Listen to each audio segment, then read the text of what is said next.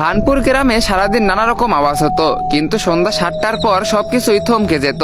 চারিদিকে নেমে আসতো শ্মশানের মতো নীরবতা। 7টা বাজার পর লোকজন গাড়ি চালানো বন্ধ করে নেমে পড়তো, যাতে গাড়ির আওয়াজ না হয়। টিভি বন্ধ করে দেওয়া হতো, এমনকি কোনো শিশু কাঁদলে তার মুখ চেপে ধরা হতো। একদিন সন্ধ্যা 7টার সময় এক ব্যক্তি চুপি চুপি হেঁটে যাইতেছিল। হঠাৎ তার সামনে একটা ইঁদুর চলে আসে। ইঁদুর দেখে ভয়ে লোকটির মুখ থেকে চিৎকার বেরিয়ে যায়, আর সাথে সাথেই সেখানে তার শরীর ছিন্ন ভিন্ন হয়ে যায়। যারাই সামান্য শব্দ করতো তাদের সবার অবস্থায় এমন হতো, এমনকি ভুল করে শব্দ হলেও নিস্তার ছিল না। পরের দিন রাইস্টার ভুল করে ভানপুর গ্রামে ঢুকে পড়ে। অজানা রাইস্টার যখন গ্রামের ভিতর দিয়ে যাচ্ছিলেন, তখন হঠাৎ করে সন্ধ্যা হয়ে আসে। চারিদিকে একটাই শব্দ শোনা যাইতেছিল, 7টা বাজতে আর মাত্র কয়েক মিনিট বাকি আছে। রাইস্টার দেখলো এক ব্যক্তি তার সামনে গাড়ি থামিয়ে সেটিকে ধাক্কা দিয়ে নিয়ে যাইতেছে। রাইস্টার অবাক হয়ে বাইক থেকে নেমে লোকটির কাছে গেল এবং তাকে জিজ্ঞাসা করলো, আরে ভাই, গাড়ি থামিয়ে ধাক্কাচ্ছ কেন? আর এই অদ্ভুত আওয়াজটাই বা কিসের? তারপর লোকটি বলল, এই যদি মরতে না চাও তবে তোমার মুখ বন্ধ রাখো। 7টা বাজতে আর মাত্র 2 মিনিট বাকি। তোমাকে দেখে অন্য জায়গার লোক মনে হইতেছে, চলো আমার সাথে আমার বাড়িতে, কিন্তু একদম শব্দ করবে না। রাইস্টার কোনো কিছুই বুঝতে পারলো না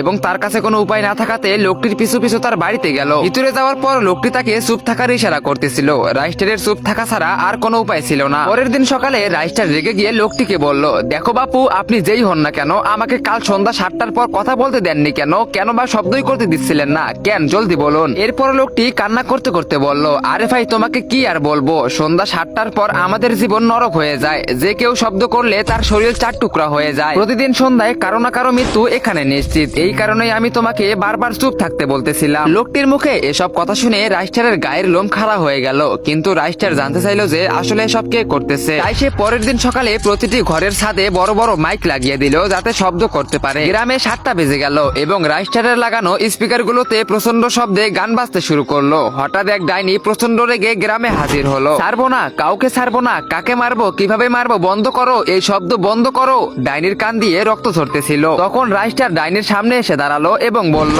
আচ্ছা, তাহলে তুই সেই যে 7টার পর শব্দ করলে মানুষকে মেরে ফেলিস, এখন বল কেন এমন করিস? তখন ডাইনি বলল, আরে পালা এখান থেকে, এমনিতেই আমার মাথা খারাপ হয়ে আছে, তোকে কেন বলবো? তখন রাইস্টার বলল, আচ্ছা ঠিক আছে, আমাকে বলার দরকার নাই, আমি এখান থেকে চলে যাবো। তো তাহলে স্পিকারের সাউন্ড গুলো আরো জোরে বাড়িয়ে দিয়ে চলে যায়। তখন ডাইনি চিৎকার করে উঠলো, না না, এমন করিস না, আওয়াজ বাড়াস না, আমি সব বলতেছি। আসলে আমার নাম চামেলি, আমি এই গ্রামে এসএসসি পরীক্ষা দিতে এসেছিলাম। পরের দিন আমার পরীক্ষা ছিল, তাই আমি মনোযোগ দিয়ে পড়তেছিলাম। কিন্তু আমার ঘরের বাইরে কিছু গুন্ডা নেশাগ্রস্ত অবস্থায় চারপাশে অনেক জোরে গান বাজিয়ে নাচতেছিল। আমি তাদের কাছে গিয়ে প্রতিবাদ করলাম, এই তোমরা কি জমিদারি পেয়েছো নাকি? এত রাতে এভাবে গান বাজিয়ে পার্টি করতেছো কেন? এখনই বন্ধ করো। তখন ওই গুন্ডারা গ্রামবাসীদের কাছে গিয়ে আমার নামে মিথ্যা কথা বললো, আমি নাকি চোর। এই মিথ্যা অপবাদ দিয়ে তারা আমার শরীর থেকে মাথা আলাদা করে দিয়েছিল।